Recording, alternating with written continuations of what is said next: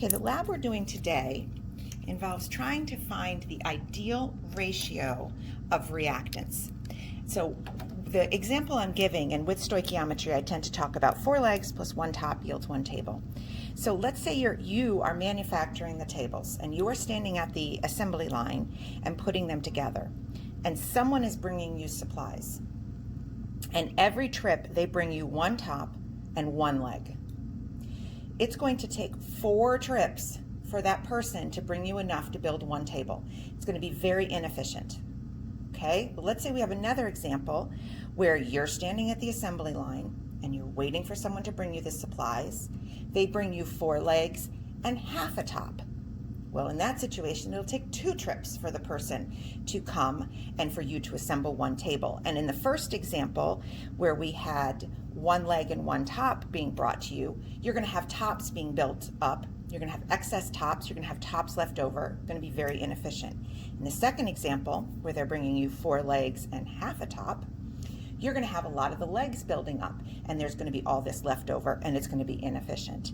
So really what that person needs to bring you is an ideal ratio of 4 legs to 1 top every time they come and bring you supplies. So if they bring you 4 legs and 1 top every trip, nothing is left over. We're going to constantly be churning out tables, and it's going to be a very efficient process. This is what we're going to try and figure out for this reaction right here. What is the ideal ratio for hydrogen to oxygen to produce water? Now, we're going to be producing hydrogen through a single replacement reaction, which is right here. We're going to put zinc and hydrochloric acid and generate hydrogen gas. So we're going to collect the hydrogen gas, and you're going to see how we're collecting the gases. It's called water displacement. We're also going to decompose hydrogen peroxide. Our catalyst is going to be yeast. It's going to give off water and oxygen gas. So we're going to collect hydrogen and oxygen gas in different ratios. We're going to ignite it. It's going to make a pop. And whichever ratio and combination makes the loudest bang, that's the ideal ratio. And it's the ideal ratio because there's nothing left over. We're using up all of the reactants. Now, the reaction between hydrogen and oxygen is this right here. So hydrogen reacts with oxygen to form water. Now, this is a good reaction to do in class because the byproduct is water, right? There's nothing really dangerous about it. We're doing it at a very small scale. And now when this reaction occurs, it's a very fast reaction. So once it's initiated and the match initiates the reaction, you're going to see this when we go to do the lab. It's fast, it gives off a lot of energy and light, and it's also going to be noisy, and think boom. Now, usually when people think about hydrogen explosions, they think about 2 things. One, they think about the Challenger explosion, which was the space shuttle explosion in 1986 off the coast of Florida. And that was due to an O-ring leaking. And so the igniting fuel leaked from one chamber into another and ignited the liquefied hydrogen and liquefied oxygen. Kaboom, it blew up, and unfortunately there were no survivors.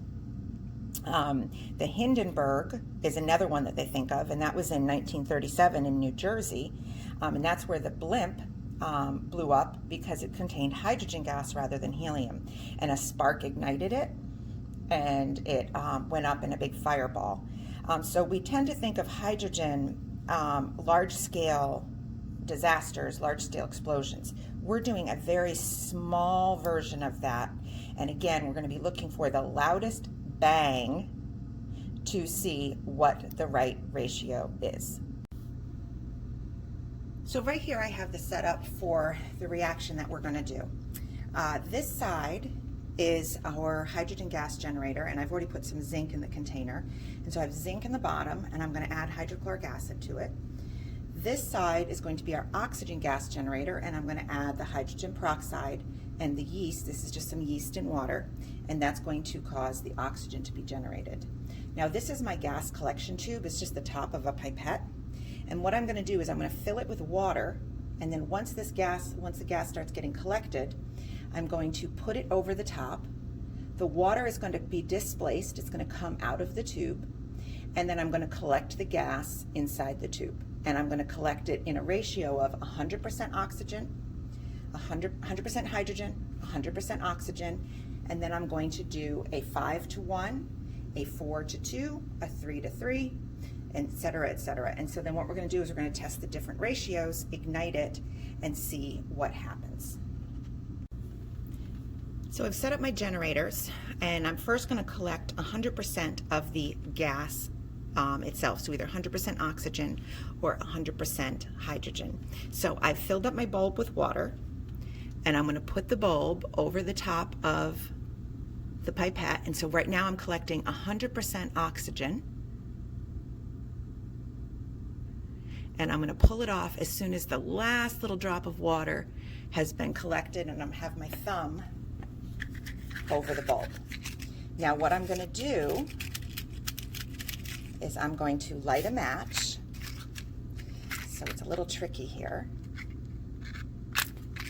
Okay, I'm going to squeeze the gas into the bulb. That's 100% oxygen, nothing happened. I'm going to repeat the same process with 100% hydrogen. So I'm filling this with water. I'm going to put this over. And now we have 100% hydrogen. So oxygen, nothing happened. Now I'm repeating this with 100% hydrogen.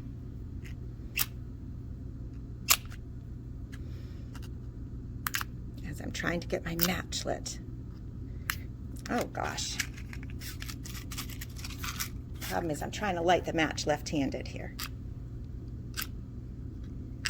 All right, here we go. Now, okay, so you heard a tiny little pop, but certainly nothing all that thrilling. Now I'm going to test different ratios, and the first one I'm going to test is 1 part hydrogen to 5 parts oxygen.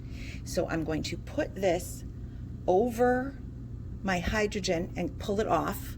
It's at the 1 part hydrogen. And now I'm going to put it on the oxygen generator and pull it off when the last little bit of water comes out.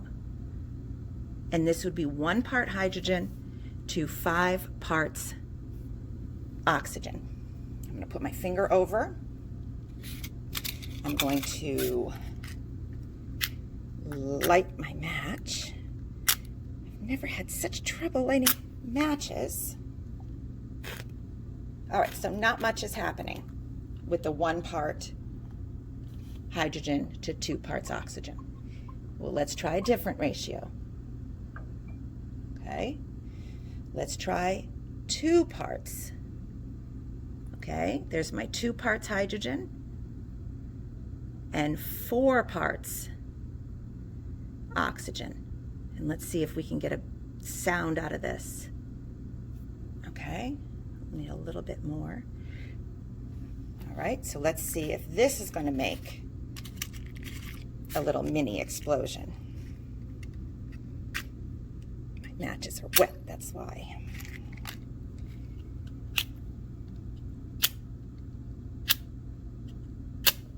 There we go. All right. All right, so there we got a bang.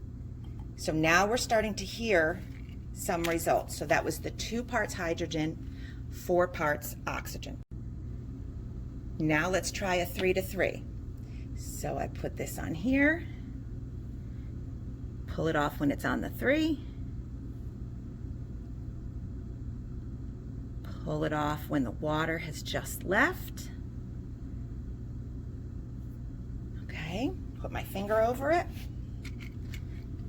get a dry match hook. All right, let's see what we got. Ooh, that's pretty good. All right, now let's try a 4-to-2. So now we have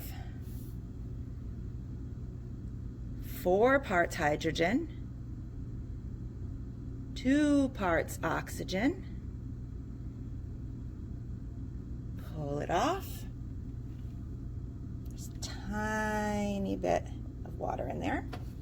Okay. Let's see. Oh, that's pretty good too. And let's see about a 5 to 1 and see what that one does. So now we're going to put it on. There's 5.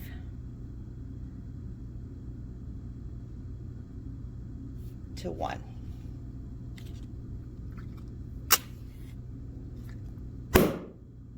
All right, they all sound pretty loud. So the loudest were the 3 to 3, the 4 to 2, the 5 to 1. So I'm going to redo those, and hopefully by the sound, you will be able to figure out which one is the loudest. All right, so we're going to redo the last 3. So we're going to redo the 3 to 3. And I realize we're basing this on a qualitative versus a quantitative observation, but hopefully we can, okay, there's a 3. Hopefully we can still figure this out. So now here comes the oxygen, and this is slowing down. I'm probably going to have to remake the oxygen generator.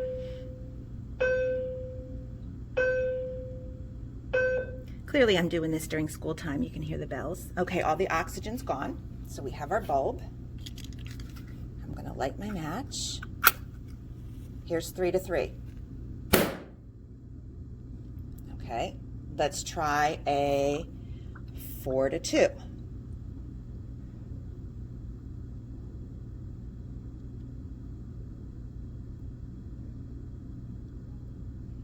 There's the 4.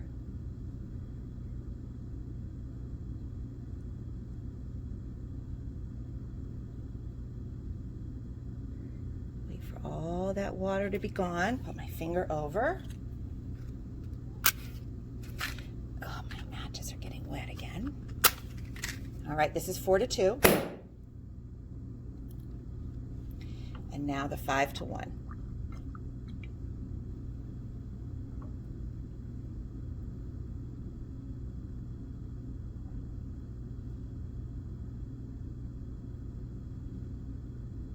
There's 5.